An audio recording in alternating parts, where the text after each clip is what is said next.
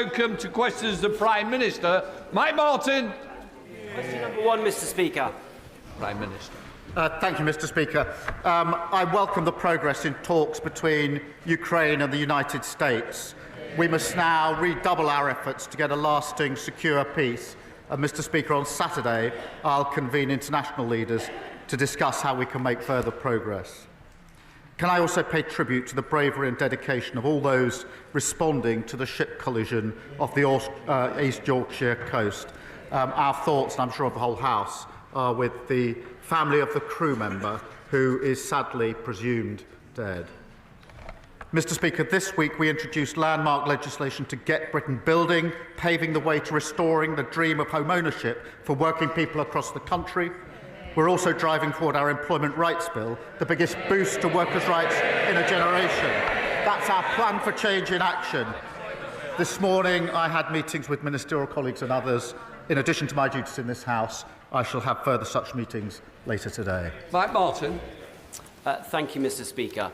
Russia has abducted at least 19,000 Ukrainian children and transferred them to Russia. They have been told that their parents don't love them, they've been placed in Russian homes, and they have been re-educated. For this despicable crime and others, the International Criminal Court has issued 6 arrest warrants for Vladimir Putin and his gang. I note the Prime Minister's previous fulsome support for the ICC, and I also note his comments just last night about the support that the UK will offer to Ukraine in achieving a just and lasting peace. Will the Prime Minister confirm to the House that British peacekeeping troops will only be deployed to Ukraine if the peacekeeping deal includes both the return of Ukraine's children and Putin's prosecution? Well, Mr. Speaker, firstly, I thank you for raising this issue because it is an absolutely terrible case of abduction and kidnapping. And when we say a lasting, just settlement or peace in Ukraine, it must, of course, involve dealing with this issue, and we are, as he would expect, raising it continually with our allies. John Davis. Thank you, Mr. Speaker. Telford and Britain voted for change in July.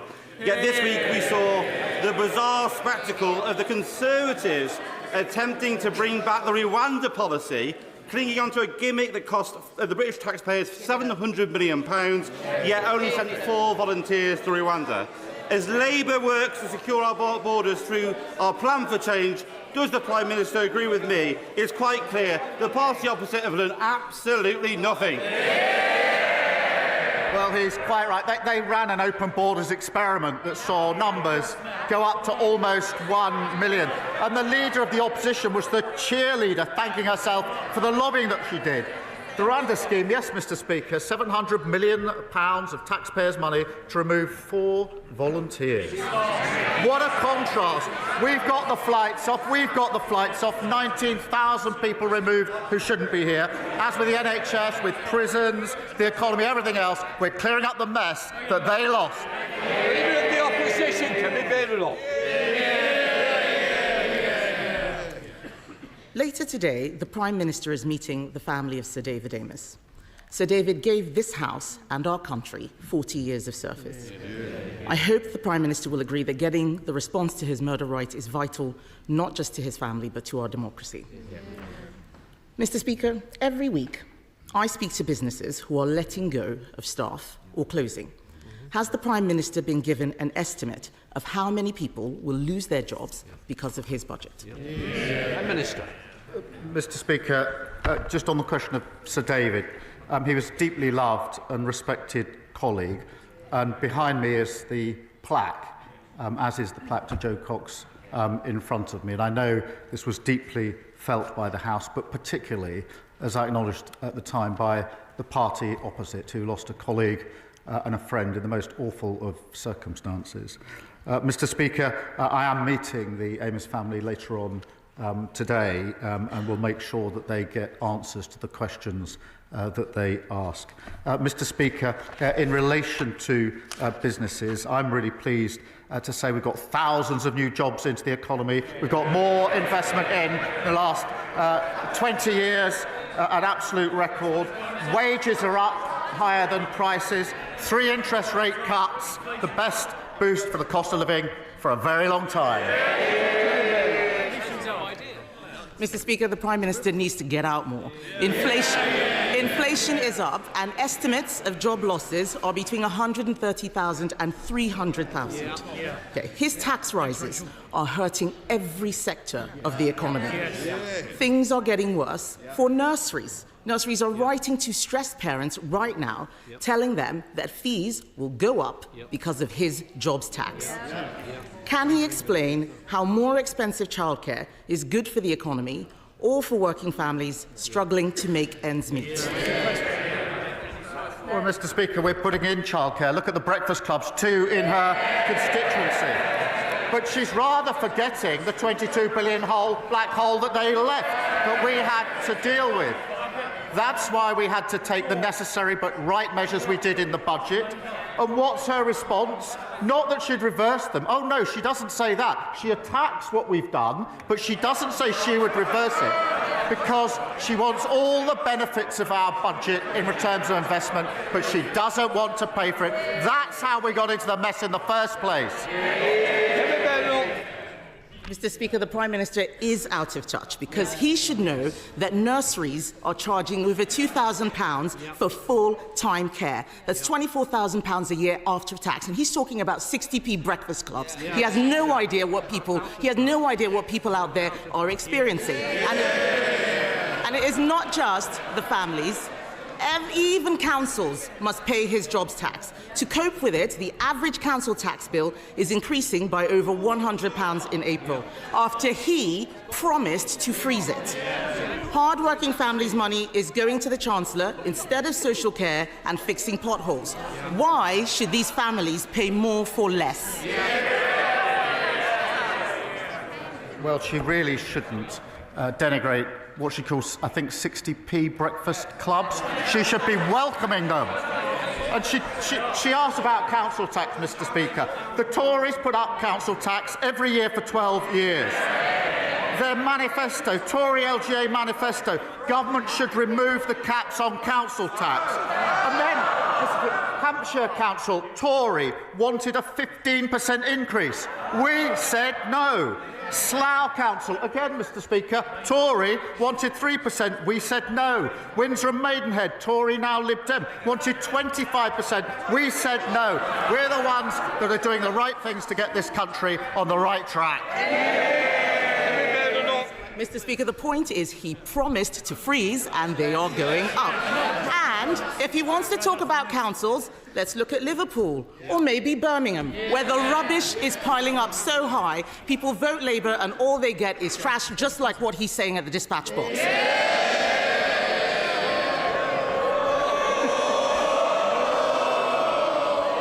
People all over the country are suffering, not just in Birmingham.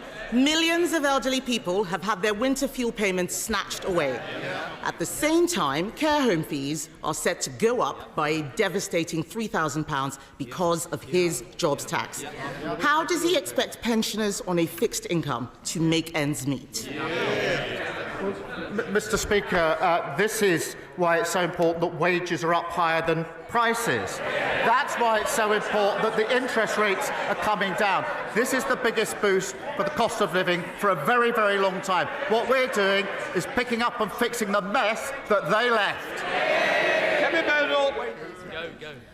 Mr. Speaker, the Prime Minister is not looking at what is happening out there. Every day I speak to businesses who are telling us that they think that they are going bust.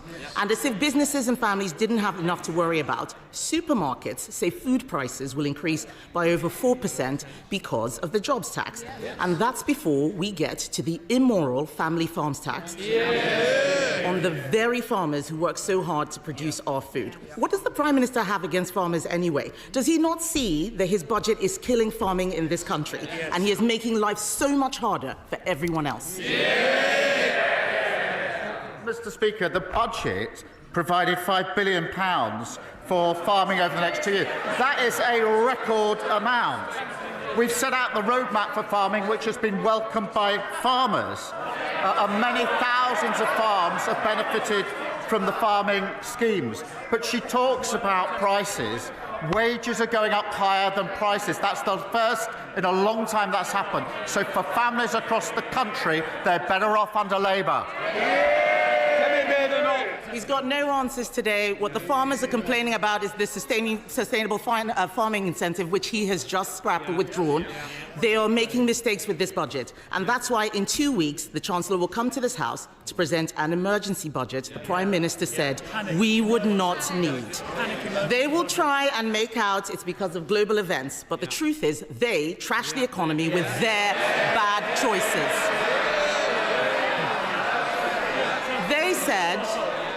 They said they'd look after pensioners. Then they snatched winter fuel payments. They said that they would be pro-business, but they hiked taxes on jobs. And he, Mr. Speaker, he promised to freeze council tax, but it's going up by £100. This is a high-tax, low-growth, job-killing government. Will he use the emergency budget to fix the mess he's made? Mr. Speaker, inflation under them 11%, £22 billion black hole, a mini budget that made us the laughing stock of the world, and they want to give lectures on the economy to us. No, thank you very much. Thank you, Mr. Speaker. With 1 in 8 young people across the country not in education, employment or training, people in rugby are worried about a wasted generation. Too many people with disabilities and health conditions are not getting the help that they need to get into work. So will the Prime Minister set out how this government will give everyone who is able to work the support they need, provide compassion to those who can't work, and fix the broken welfare system left behind by, you guessed it, the Conservatives? I thank him for raising this issue. Mr. Speaker, I come from a family that dealt with disability through my mother and brother over many years, so I do understand the concerns that have been raised by him. But we inherited a system which is broken, it is indefensible economically and morally, and we must and we will reform it. We will have clear principles, Mr. Speaker. We will protect those who need protecting. We will also support those who can work back to work. But Labour is the party of work. We are also the party of equality and fairness. Leader of the Liberal Democrats, Sir Ed Davey.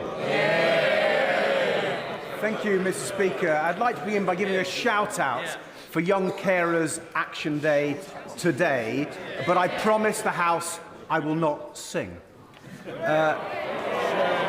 Mr. Speaker, the Prime Minister has rightly spoken about the need to get more people into work, and he repeated that now, so people have more dignity, we can get the economy going, and we can cut the benefits bill after the disgraceful legacy left by the Conservatives. You were there for 5 years. But does the Prime Minister recognise that for many disabled people, the best way to help them into work is to support them properly with more special equipment, with training, with better healthcare and so on? And will he also today calm anxieties that he himself has raised for many of us, that the disability benefits for people who simply cannot work will not be cut?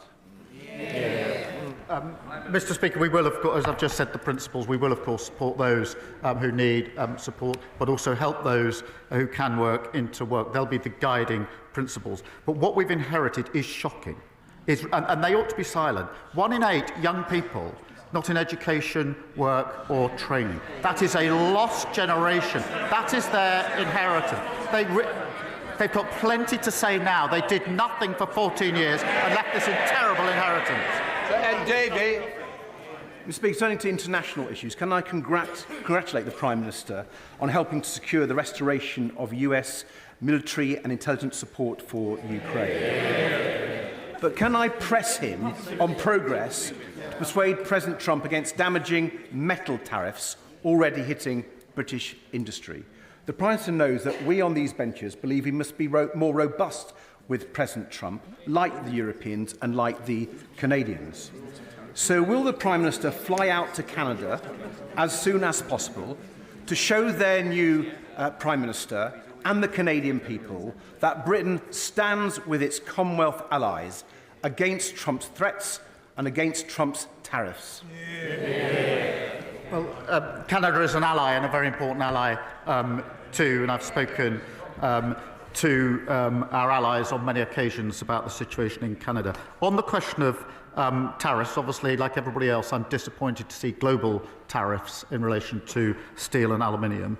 But we will take a pragmatic approach. We are, as he knows, negotiating an economic deal which covers and will include tariffs if we succeed, but we will keep all options on the table. Claire Hannah. Hi, Elefadra Conadív agus Shock na Gilga Fosta Desh Con Changa agus our culture Kelleru or Fodandone. Happy St. Patrick's Day, everybody, and happy Irish Language Week as well. An opportunity to use Irish language and culture across the world.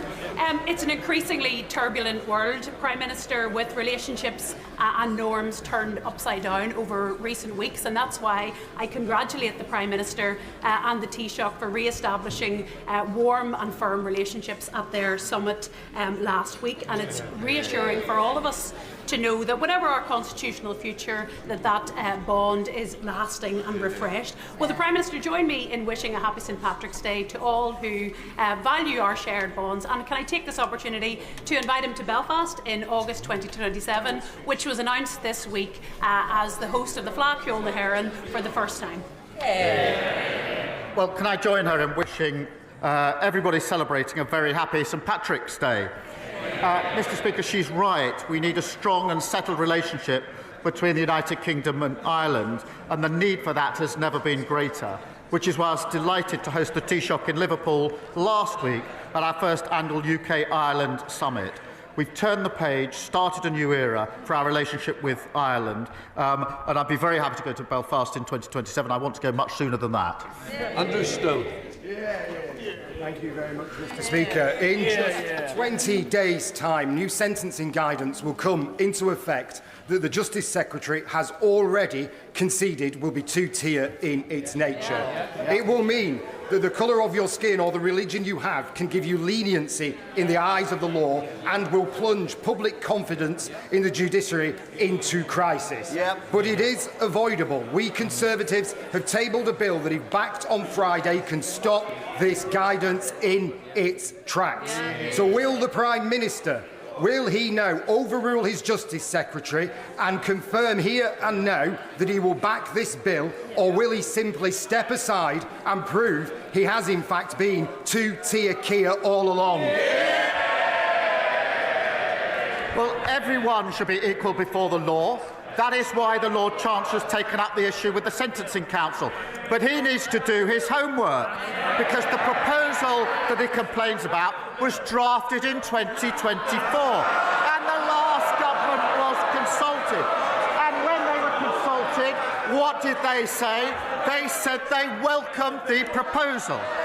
Now, Mr. Speaker, I understand that the Shadow Justice Secretary is taking the Sentencing Council to court. Perhaps he should add himself as the second defendant so we can get to the bottom of all this. Thank you. Mr. Speaker, I'm very proud to represent a constituency that has 8 synagogues, a thriving Jewish population, and the UK's largest Jewish cultural centre, JW3. But this week, I was horrified to read reports about rising anti-Semitism on NHS wards, and in particular, a shocking incident in which a Jewish NHS staff member was called a baby killer by their colleague. The NHS that I know and love is open to everyone, regardless of their background. So could I ask the Prime Minister, what is he doing to ensure that my Jewish constituents can safely use our beloved National Health Service? Well, I thank her for raising these deeply concerning reports. It is completely unacceptable for anyone to experience racism, discrimination or prejudice in the health service. I know my right honourable friend, the Health Secretary, takes such reports extremely seriously. It is a fundamental principle that the NHS provides care and treatment for everyone, regardless of race, faith or background. This is a really serious issue.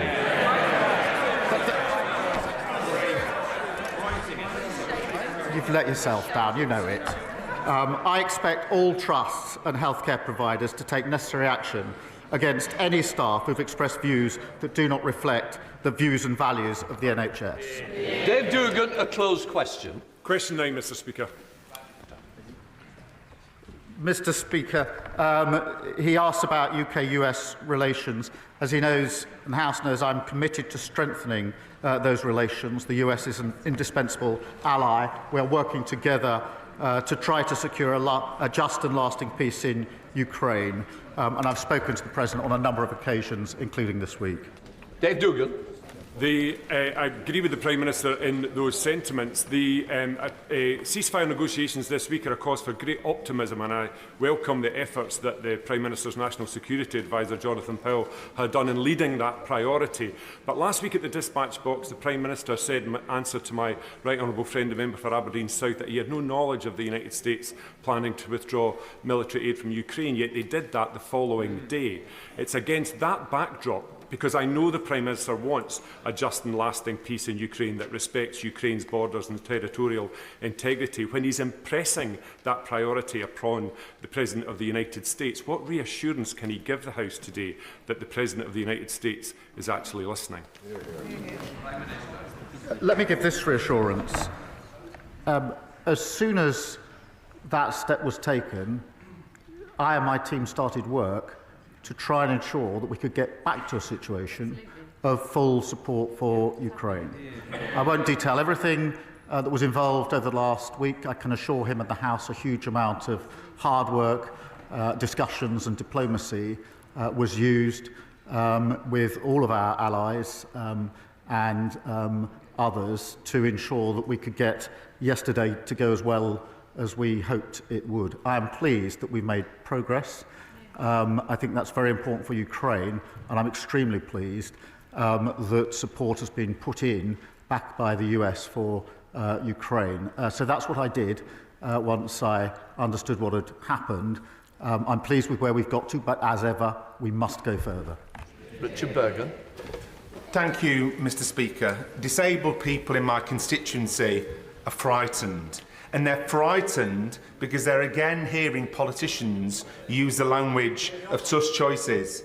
And they know from bitter experience that when politicians talk about tough choices, it means the easy option of making the poor and vulnerable pay. So instead of cutting benefits for disabled people, wouldn't the moral thing to do, the courageous thing to do, be to make a real tough choice and introduce a wealth tax on the very wealthiest people in our society? Well, Mr Speaker, the party opposite left a broken welfare system which locks millions out of work. That is indefensible, in my view, economically and morally. Of course we need to support people who need support. We need to help those who want to work to get back into work, and I think there's a moral imperative in that. He talks about a wealth tax.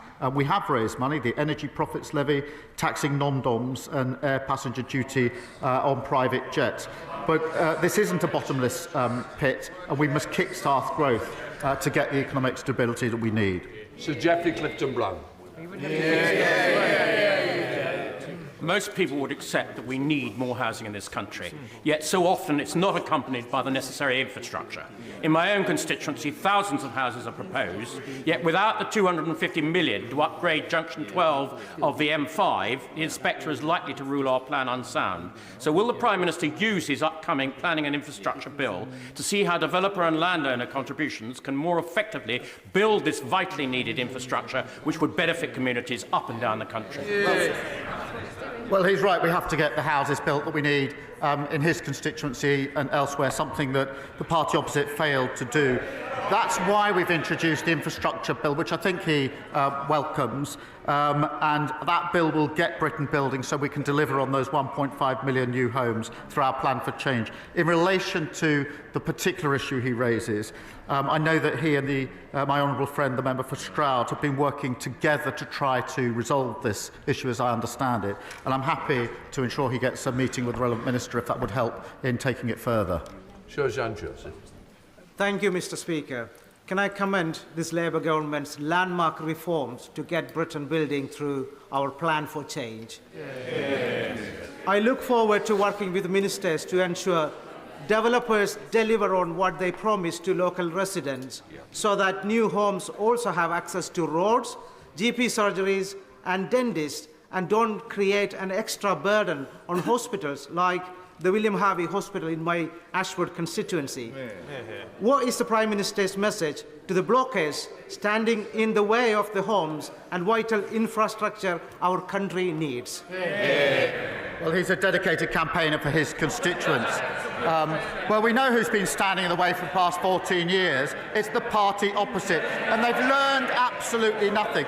The leader of the opposition claims that she's never opposed growth or development. That's not what she's telling her constituents, Mr. Speaker. Only last month she wrote in her newsletter that she'll keep working with Conservative colleagues to block a vital energy infrastructure project in her own backyard. She's not alone. The Shadow Foreign Secretary, Shadow Defence Secretary, Shadow DEFRA, they're all at it. What a bunch of blockers.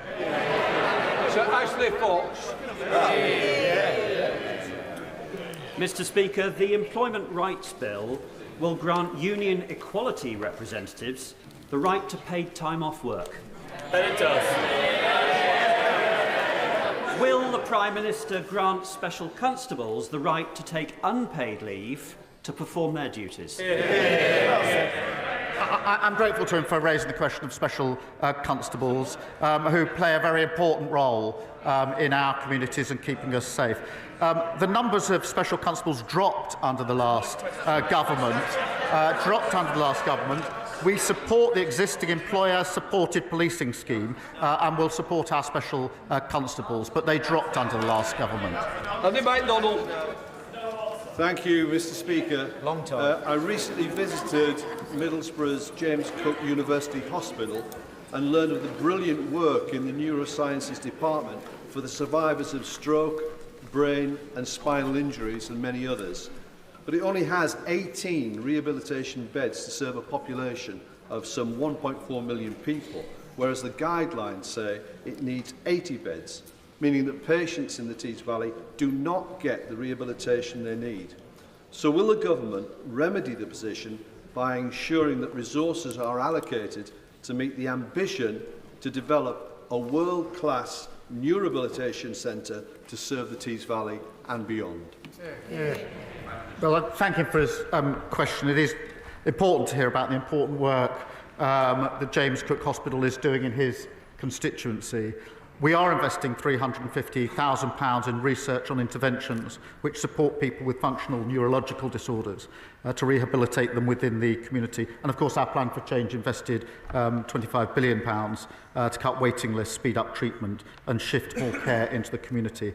In relation to the hospital, I'll make sure he gets a meeting with the Minister to see what further can be done. Sir John Whittington.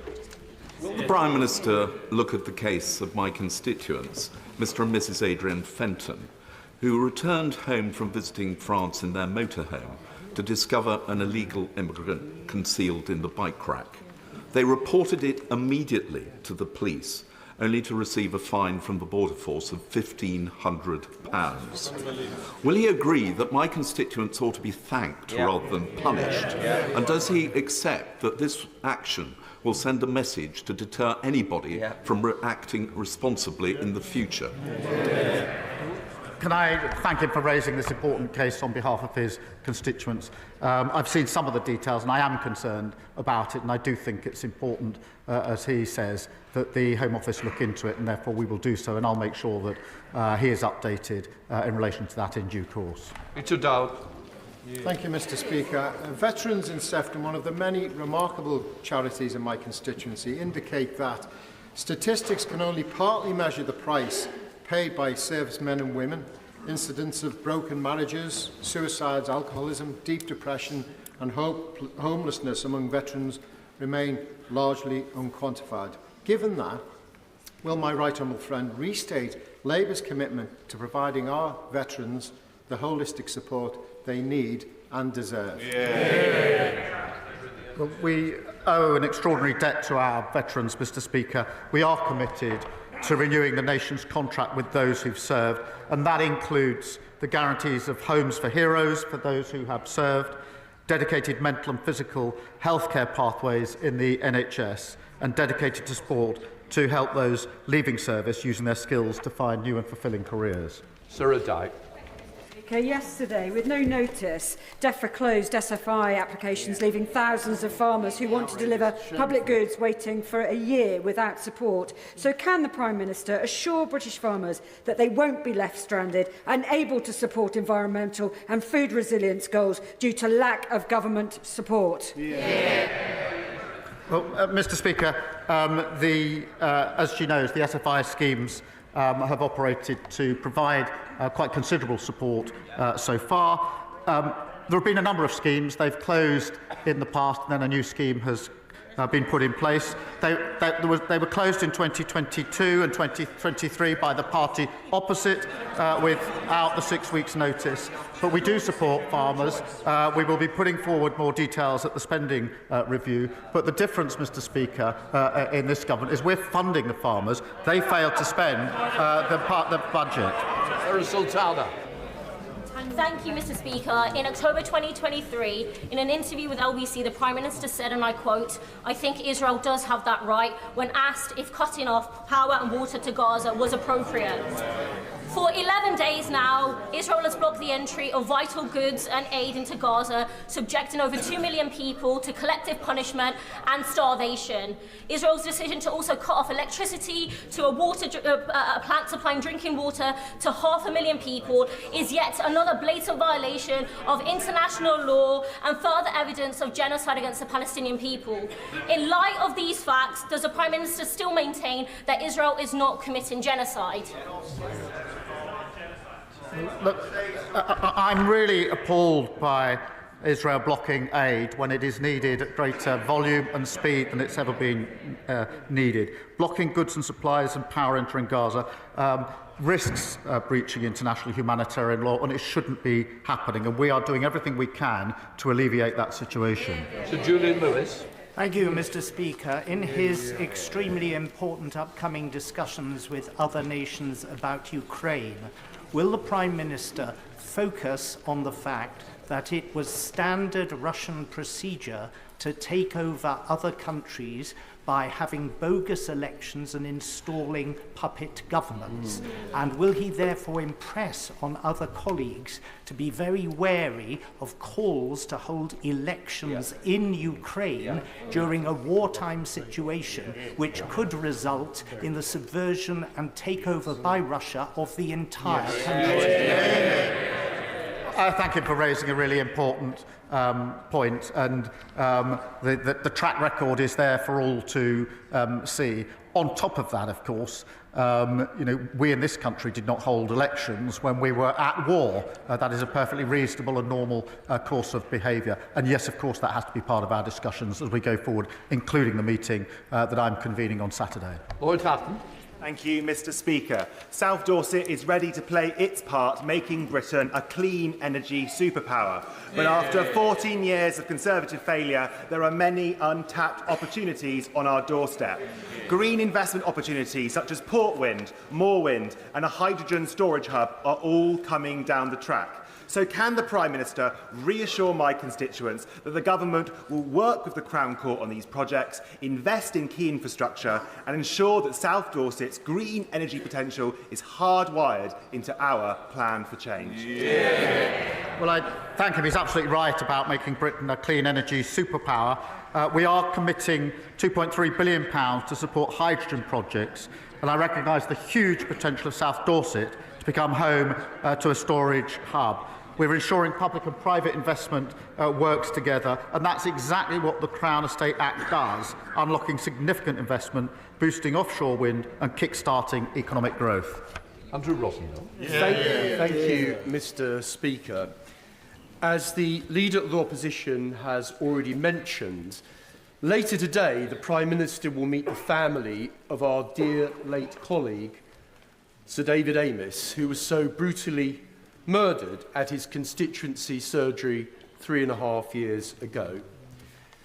I plead with the Prime Minister to reverse the decision to deny the family a public inquiry despite similar inquiries being held into other tragic instances.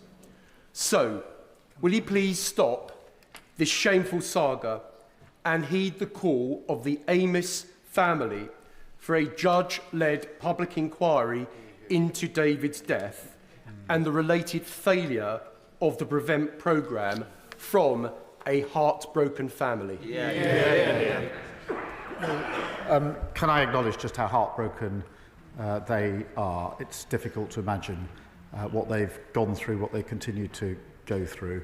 And that's why it's very important that I meet them this afternoon, which I will do, and discuss with them all the questions they want to raise with me.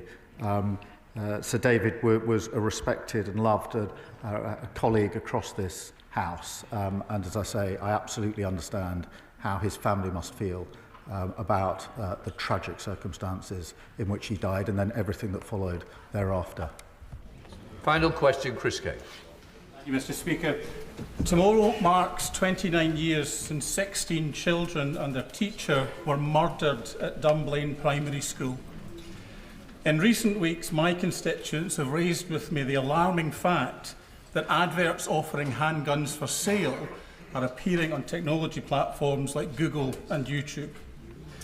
Does the Prime Minister agree with me that technology companies have an obligation to all of us to do everything proactively possible to prevent illegal advertising of this kind and not rely on a reactive, will remove it when it's reported approach, which is simply not good enough? The thoughts, I'm sure, of the whole House are with the victims of the Dunblane massacres 29 years after the tragic event. The Online Safety Act will require online services to proactively remove such content from their platforms and prevent it appearing there in the first place. These duties fully take effect from Monday, and then we'll make sure that all companies meet their obligations. That completes Prime Minister's questions.